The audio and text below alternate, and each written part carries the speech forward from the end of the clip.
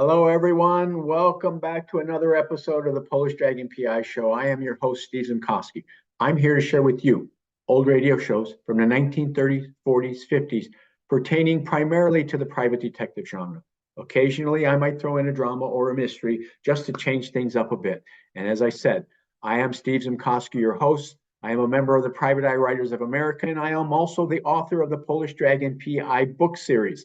Those books can be found at www.polishdragon.com. They are also available on Amazon Kindle and Kindle Unlimited. So make sure that you check those books out. Those books on Amazon Kindle are just 99 cents. That's right. Those award-winning books can be found at Amazon Kindle for just 99 cents. We are going to continue with the show here in just a moment. We are going to start with the new adventures of Sherlock Holmes in Flanders Field. So sit back, relax, while I take you on a journey back in time to when radio was the only form of home entertainment. So get your popcorn ready, get your drinks together, because here we go with the new adventures of Sherlock Holmes in Flanders Field. This episode from the life of Sherlock Holmes will be transmitted to our men and women overseas by shortwave and through the worldwide facilities of the Armed Forces Radio Service.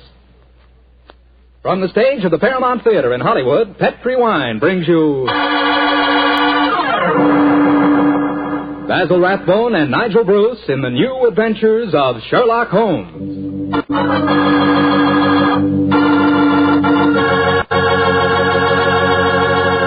The Petri family, the family that took time to bring you good wine, invite you to listen to Dr. Watson tell us about another exciting adventure he shared with his old friend, that master detective, Sherlock Holmes. You know something? If right now it were possible for me to ask every one of you what you had for dinner this evening, I'll bet a good many of you would say chicken. Chicken is an all-American favorite. But boy, you just haven't tasted chicken till you've tried it together with a glass of well-chilled Petri California Sauterne. Petri Sauterne is a perfect mealtime wine, just made to go with chicken. That Petri Sauterne is a white wine, delicate in color, and what a flavor. A flavor that comes right from the heart of luscious, sun-ripened grapes. You can just taste those wonderful grapes. And I'll tell you something. That Petri Sauterne is pretty much on the terrific side when served with fish or any kind of seafood, too, and that's a fact. But say, whenever you serve that Petri Sauterne, remember you can serve it proudly, because the name Petri is the proudest name in the history of American wines.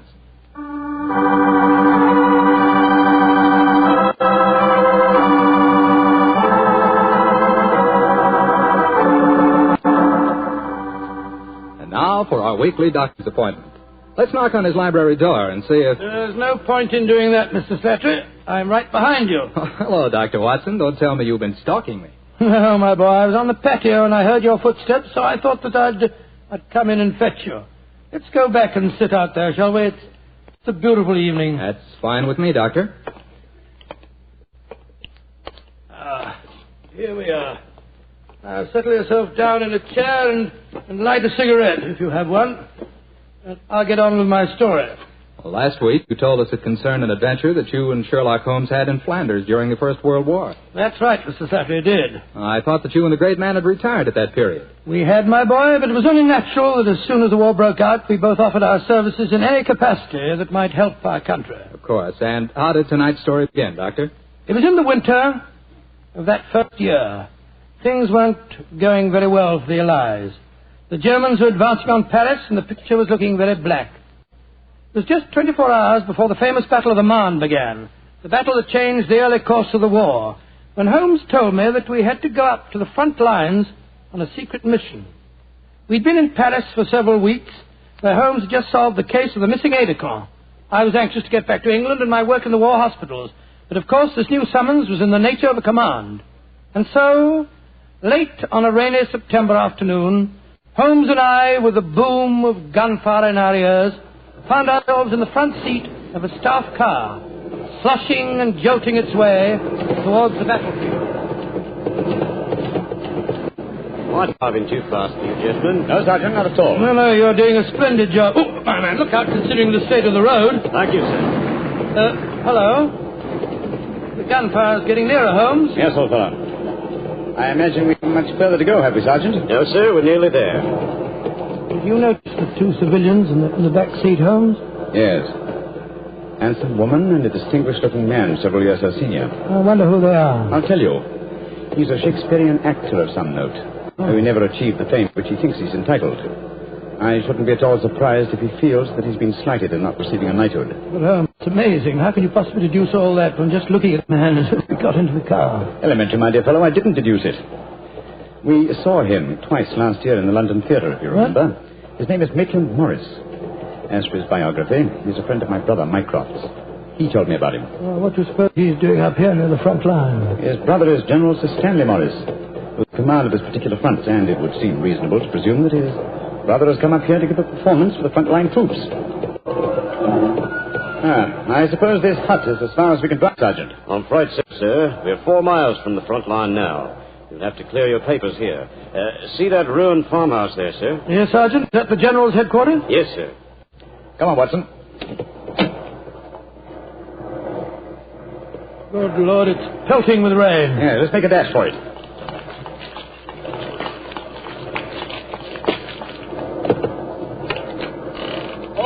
Who goes there? Friend, Give the password. St. Crispin. Pass, friends, and show your papers. How did you know the password, Holmes? I was given it before we left Paris, old chap. Oh, Sherlock Holmes and Dr. Watson, isn't it? Yes, Captain. I'm Captain Maxwell, General Morris's aide-de-camp. He asked me to escort you up to his headquarters. By the way, weren't Maitland Morris and his wife in the car with you? Yes, they're just behind us. Oh, splendid. I'm afraid I'll have to ask to see your papers. Yes, of course. Here's my permit, Captain Maxwell. Thank you. I know you both, of course, but we can't afford to take any chances when they're this close to the enemy lines. Let's see. Oh, yes, that's fine, Doctor. Everything's in order. All right. Yours, please, Mr. Holmes. Here you are. Thanks. Oh, who goes there? Friend. There's the rest of your party now. Oh, good. This is quite in order, Mr. Holmes. Show your papers. Oh, there you are, Captain Maxwell. Hello, sir. Hello, Mrs. Morris. How are you, Captain Maxwell? Well, you've both met Mr. Sherlock Holmes and Dr. Watson, I suppose? Well, no, we haven't, even though we drove up in the same car. Natural reserve of us Britishers, I suppose. How are you, Mr. Holmes? How do you do, son? I know your brother Mycroft very well. How are you, Doctor? I'm glad to meet you, Mr. Morris. I saw you a couple of times in the theatre last year and enjoyed your performances very much. Oh, thank you, sir. Well, then you must know my wife, my leading lady. How do you do, gentlemen? How do you do, Mr. Morris? Can I see your papers, Mr. Morris? Just a matter of form. You understand. Yes, of course, of course. Mrs. Morris, I presume you and your husband are going to give a performance tonight for the men going up the front line. Yes, Doctor. We're very flattered. They've asked us to do some Shakespearean scenes. Oh, yes. Although I should have thought something a little lighter would have been more appropriate. The General, he's Maitland's brother, you know, seemed to think differently. Well, my dear, show Captain Maxwell your papers. Then we can all go along and see my brother Stanley. Very well, Maitland. Mr. Morris, I shall look forward to hearing your reading of Shakespeare's St. Crispin's speech from Henry V tonight. Oh, bless my soul, Holmes. How did you know I was planning to do it? Well, the setting is so perfect and the time so appropriate, I can't conceive an English actor who could resist the temptation. Oh. I noticed that your brother appreciated the fact in naming today's password. Yes, it's amazingly appropriate. You know, it's almost 500 years ago to the day that the Battle of Agincourt took place. Well, let's hope that the results of the forthcoming battle will be equally successful for England. Yes, indeed. Oh, by the way, Holmes, this will probably seem rather silly to you, but I'm an inveterate autograph collector, and I have my book here with me. I wonder if you'd mind signing. I shall be very glad to, Mr. Morris. Give me a pen, will you, Watson? Right. Here we are, Holmes. You'll find yourself among quite distinguished company in that book, sir. So I see. Adelina Patti, Crown Prince of Norway. Oh, no. Field Marshal von Tauchnitz. Oh, yes, he was one of my admirers when I played in Munich before the war. I suppose now that our countries are fighting, I should tear that page out. You know, I cannot help but feel that art, the appreciation of art, are independent of national hatred. Quite so, sir. I myself still have a medal presented to me by the University of Leipzig for some trifling services. There you are, Mr. Morris. Oh, thank you very much, Mr. Holmes. A notable addition to my collection. I shall be very glad to sign your book for you, Mr. Morris, if you'd like me to. That's very kind of you, Doctor. Oh, Captain Maxwell, if our permits are all in order, don't you think we should be moving along? Just what I was going to suggest myself. I'll take you all straight down to General Morris's headquarters.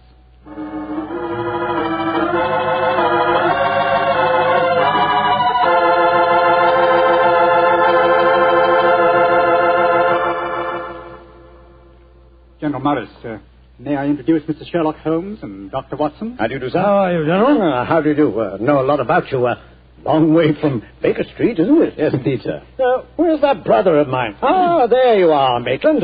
Cynthia. How nice to see you both. Oh, it's good to see you again, Stanley. Hello there, Stanley. The men will be glad you arrived. They're looking forward to your show tonight.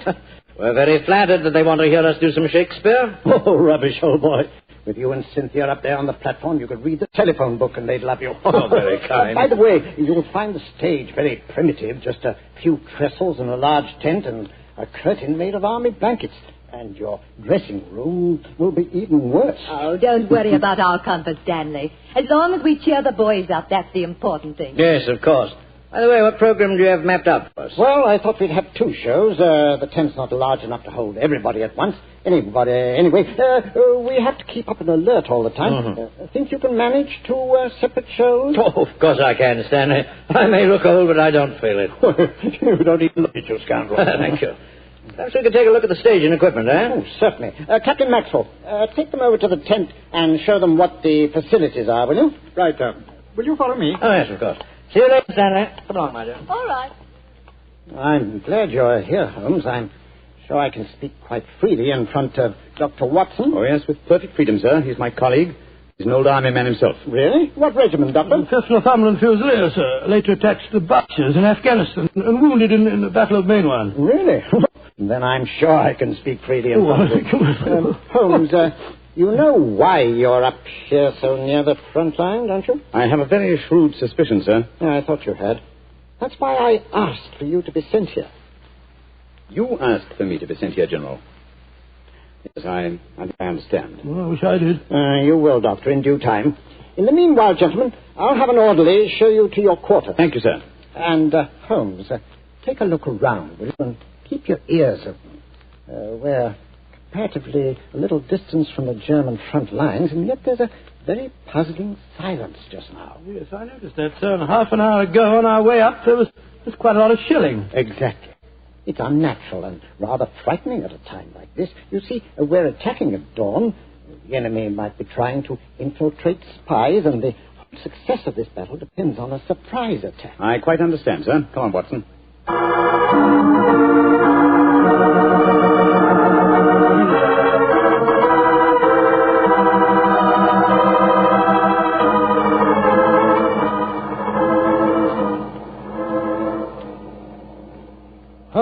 Holmes.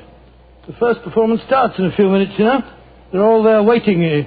Why are we tramping about up here in the mud and the rain? I thought a pipe or two in the open air would clear our brains. Yes, a pipe in the open air is one thing, but a pipe in a downpour of rain is another. Was it raining?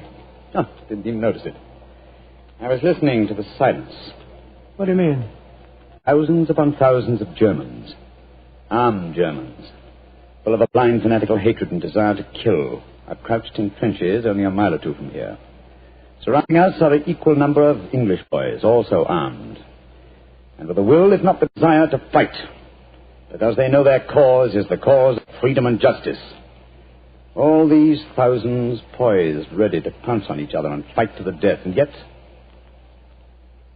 beyond that patter of rain, there isn't a sound to break the stillness of the September evening. Strange world we live in, old chap. You're being unusually rhetorical, Holmes. Yes, I am, aren't I? Let's be a little more practical, shall we? I wonder what is wrong with the actors tonight. Why do you ask that? Well, a little while ago I noticed Mrs. Morris in a great state of excitement, going towards the farmhouse where the General is. Then she went back to her own quarters, and now she seems to be headed in our direction. Is anything wrong, Mrs. Morris? It's Maitland. What's wrong with him, madam? He disappeared. Disappeared? What's happened? We were in the tent together, making up for our performance, when an orderly came in with a message. Maitland said it was from his brother. Slipped on a raincoat and went out, saying he'd be back in a few moments. I waited and waited, and after a while I got worried, and I went over to see the General myself. He said that he'd sent no message, and that he hadn't seen any sign of Maitland. Good Lord, what could have happened to him? I don't know, Doctor, but I'm frightened. What shall I do, Mr. Holmes? You're a brave woman, Mrs. Morris. Brave? I don't know, Mr. Holmes. Why? Because the show must go on. I shall take your husband's place. But Holmes, something's happened to Maitland Morris. He's in danger. He might True, be... Watson, true. But 1,000 men inside that tent are in mortal danger, too. Tomorrow morning, many of them may be corpses on the fields of Flanders. But tonight, they've been promised a show. Do you think that you can do it, Holmes? Oh, I think I can, with the help of Mrs. Morris. I can't do it, Mr. Holmes. You can, Mrs. Morris, and you will. If only to uphold that great tradition of the theater, that the show must go on.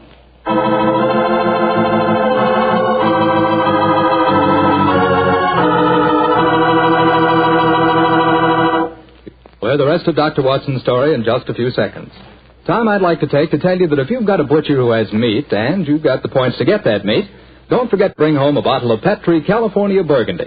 Tell you why. That Petri Burgundy is a rich red mealtime wine that's wonderful with any meat or meat dish. That's a fact. Petri Burgundy can make a banquet out of a hamburger. And boy, Petri Burgundy and old-fashioned Irish stew are bosom companions. Just get yourself some Petri Burgundy and share it with your family. Petri Burgundy is the best friend a good meal ever had.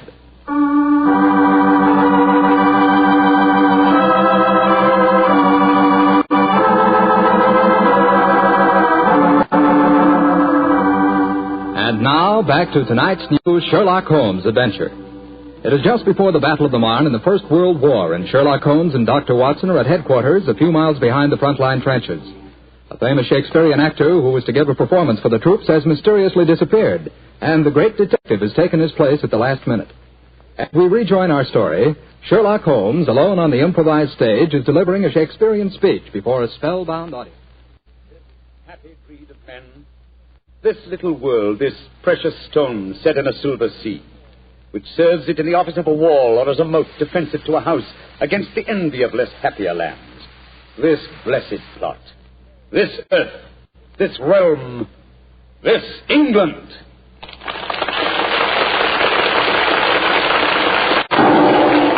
Holmes! That shot, are you all right? Yes, old chap.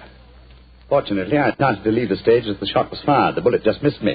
I heard it splinter some wood nearby. But who on earth would want to shoot you? That's what we've got to find out. I think it more likely that the shot was intended for me. It was not intended for me, but for Maitland Morris, the man for whom I'm substituting. Well, even so, who'd want to shoot him? Oh, don't ask me so many questions, old fellow. Let's see what clues we can find. Now, the shot was fired from outside the tent from behind me. Yes, look there. See the hole in the tent there? By Jove, yes. The footlights would outline your shadow on the back of the tent. Whoever it must have fired at your silhouette. The question is, where did the bullet embed itself? Aha. Look here, Watson. You got a penknife? Wait a minute. Here I am. This shouldn't be hard to extract. Look at this splintered tent pole. Wait a minute. There we are. Excellent. Huh. Very interesting. Well, what's so interesting about it? Just a revolver bullet, isn't No, it? it isn't, Watson. Huh? It's far from just a revolver bullet. This bullet was fired from a German Luger pistol. A German pistol? Must have been a spy here behind our lines. That's a reasonable enough assumption. Yes, we may be sure that no English soldier would carry such a weapon and face inspection. Come on, I want to talk to Mrs. Morris.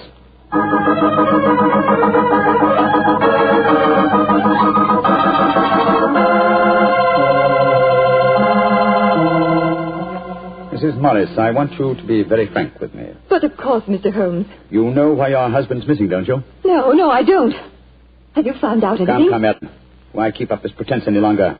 I know that your husband is a spy, or at least a great sympathizer with the German cause. The general's brother a spy? Good Lord. How dare you say that? Because it's true. Foreign Office have been suspicious of his sympathies for some time. His own brother knew it. That's why he asked to have me sent up here to keep an eye on him during his visit. It is true. Why should I keep up the pretense any longer? You see, Maitland was a disciple of Stuart Houston Chamberlain. Oh, who was this Stuart Houston Chamberlain? An Englishman who married one of Richard Wagner's daughters and became a German citizen, and an arch-enemy of England. I tried to dissuade Maitland. I implored him to consider his British heritage, his brother's name and mine.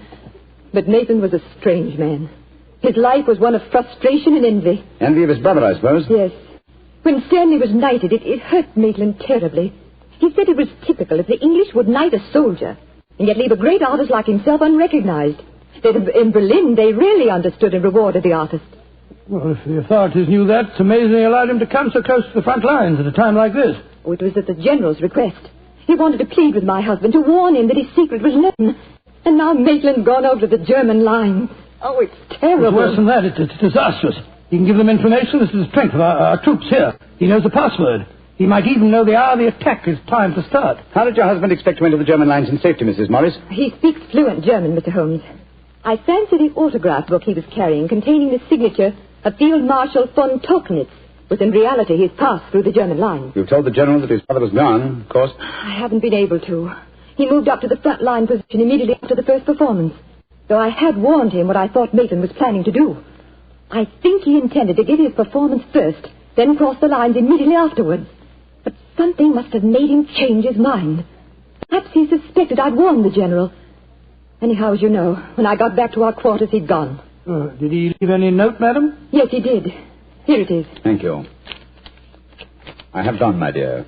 Try and understand and forgive if you can. You wouldn't come with me, and so I'm taking what is left of my heart and my hopes where they belong, among the friends that understand and appreciate me. It is something stronger than love and blood and country that makes me do this. It is something dearer to me than life itself. Dearer to me than life itself. Oh, how could he? How could he? The shame of this will kill poor Stanley. Mr. Holmes, will you break the news to him? I know it's cowardly of me, but I just can't tell him myself. Don't worry, Mrs. Morris. I'll tell him. Dr. Watson and I will ask Captain Maxwell to escort us to the General's frontline headquarters. In the meantime, try and keep calm. We'll tell him.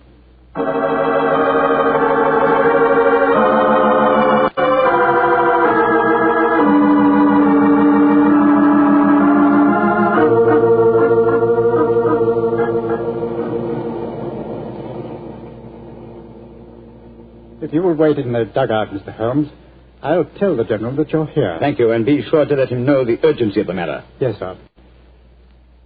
Holmes, this is a dreadful business. Yes, it is, Watson. So if my plans work out correctly, I think the success of tomorrow's battle may not be imperiled. What plan? Listen. You know, Holmes, a strange silence from the German lines since we came here might be accounted for by the fact that they knew Maitland was making his getaway. They wouldn't want to risk wounding such a valuable spy. Quite possibly. What I still don't understand is who shot at you with a German pistol and why. You're being very dense, old fellow. Surely it's obvious that... Here comes General Morris now. Poor devil. This is going to be a dreadful shock to him. Hello, Holmes. Dr. Watson? General Morris, I'm afraid that I've bad news for you. Your brother has gone over to the German lines. Maitland did go there. I should have put him under an armed guard as soon as he came here, but I thought I could reason with him, appeal to his sense of honor. Instead of which you tried to shoot him, sir, but fortunately for me, you missed. You see, I took his place at the first performance. But that shot was fired from a German pistol. True. That was when I first knew the General had fired the shot. But I still don't see how you could now. Only a high-ranking officer, not subject to inspection, could carry a non-regulation firearm. You're an old army man, you should know that. In any case, you'll observe that the General carries a Luger at his waist. Great heavens, Holmes, I thought I was firing at Maitland. I had no idea that it was you. You intended to kill your own brother, sir? Yes, and I'm sorry I failed. I'd rather see my brother dead than alive and a traitor to his country. But now he's safely in the German lines. Heaven knows what secrets he may be imparting. One thing we can be certain, our chance of a surprise attack in the morning is gone. Possibly not, sir. What do you mean? You see, I took the liberty of altering your brother's credentials quite extensively. How, Holmes? I knew of his German sympathies. Mycroft had given me a great deal of information about him, and so I took it on myself to decide that it was unsafe to allow him so near the enemy lines with his own identification on him. Well, what did you do, Holmes? I took the liberty, sir, of stealing his autograph book, the one containing the magical signature of Field Marshal von Tauchnitz. I have it in my pocket now. I think we shall find within its pages a code concealed in the various autographs, giving valuable information to the enemy. Good Lord. I also switched military permits on him. I felt that in the event that he did go over to the German lines, his welcome might be less cordial if they were under the impression that they'd captured Sherlock Holmes. To make that identification doubly sure, I also slipped in his pocket a slight souvenir of my own. By Joe, Holmes, you mean that medal that was presented to you by the University of Leipzig? Exactly, old fellow. I no longer wish to own a decoration given me by a country of barbarians, and it seemed a rather neat and effective way of returning it to them. So the Germans will think they captured Sherlock Holmes? Yes, sir, and unless I'm much mistaken, he'll receive very short shrift at their hands. Yes, they hate you. There's your answer, sir. Sorry. Don't be sorry, Holmes. It's better that way. Now his secret can die with him. Excuse me, sir. Yes, Maxwell, what is it? Would it be in order for me to return to headquarters now, sir? It's very nearly time for the second performance, and I've still been unable to trace the whereabouts of your brother. Well, my brother will not be acting tonight, I'm afraid. Holmes, I wonder if I might ask you to take his place once again. If you want me to, General. I do. Maitland had planned to do the St. Crispin speech from Henry V. He knew how much I loved him. I realize that, sir. When I was told the password up here, Well, can you remember the speech, Holmes? Oh, I think so. At any rate, I can try. Then do it for me, my dear fellow, will you? For me. I'll be very proud to do it, General. Goodbye and good luck. Thank you, Holmes. Captain Maxwell, take them back to headquarters, will you? The men will be waiting for the performance.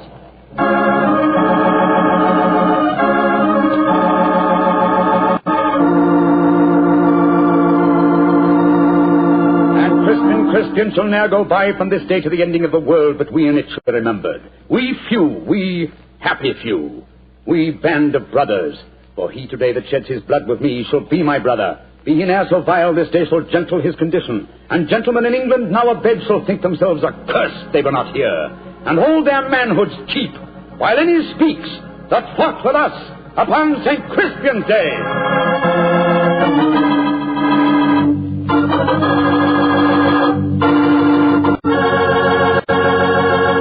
Well, Doctor, that was a bit of an exciting adventure. You know, I can still remember that awful feeling I had when I heard the shot in the tent and realized someone had tried to kill Holmes. He did have a narrow escape, didn't he? Well, Holmes always said there was no such thing as a narrow escape. He said you either escaped or you didn't. If you did, well, why worry? And if you didn't, you couldn't worry. So what? Quite a philosophy. I'd like to discuss it with you further. Over a bottle of wine? How else? What kind of wine? Naturally. Naturally. Well, you couldn't ask for a more delicious wine than Petri. That's because the Petri family knows how to make good wine. They ought to. They've been making fine wine ever since they started the Petri business way back in the 1800s. And because the business has always been family-owned and operated, well, they've been able to hand on from father to son, all they've ever learned about the art of turning luscious grapes into fragrant, delicious wine. That's why no matter what type Petri wine you buy for any occasion, you can be sure it's good wine because Petri took time to bring you good wine. And now, Dr. Watson, how's about giving us a clue to next week's Sherlock Holmes next adventure? week, Mr. Clatter, I'm going to tell you a most unusual adventure in which Holmes and I are trapped in an airtight metal chamber, our only companion being a murdered scientist. It sounds like a story we don't want to miss, Doctor. See you next week. Yes. Oh, just a second, Mr. Clatter. Before we go, I just want to tell our listeners that tonight we're broadcasting from the stage of the Paramount Theatre here in Hollywood on behalf of the 7th War Loan Drive. The ticket of admission to the theatre was a war bond. I'm mentioning this to remind you, our friends, that you have an important part to play in making the 7th War Loan a success. Buy more and buy bigger bonds than ever before. They're needed to pay for new super forts, new jet-propelled fighters, newer and bigger weapons to lick Japan. Remember, in spite of the magnificent achievements of our forces in the Pacific, the Japanese war has just begun. Let's go all out for the mighty 7th War Loan.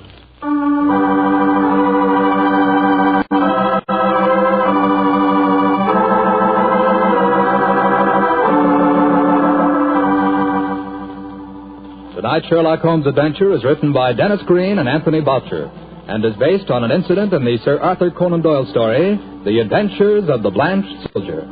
Mr. Rathbone appears through the courtesy of Metro-Goldwyn-Mayer, and Mr. Bruce through the courtesy of Universal Pictures, where they are now starring in the Sherlock Holmes series.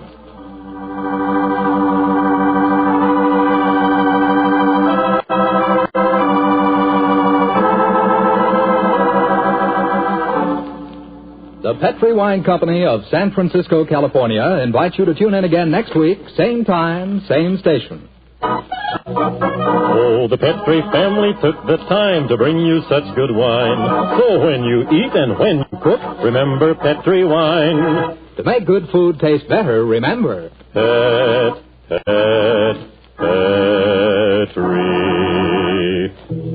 wine. This is Jack Slattery saying good night for the Petri family. This is the Mutual Broadcasting System.